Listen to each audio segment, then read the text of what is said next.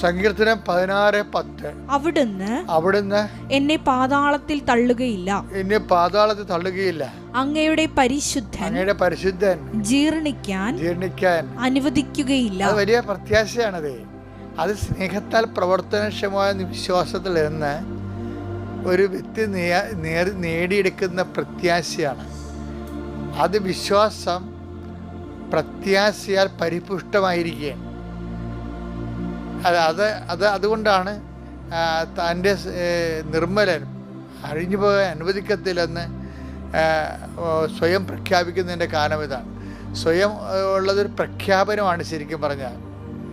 ഇതൊക്കെ പ്രാർത്ഥനകളെല്ലാം പ്രത്യാശ നിർഭരമായ പ്രാർത്ഥനകൾ സുവിശേഷത്തിൻ്റെ പ്രഖ്യാപനമാണ്.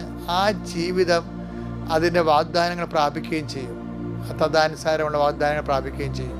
അപ്പോഴേ ഓരോ നിമിഷം ദൈവം ആഗ്രഹിക്കുന്നത്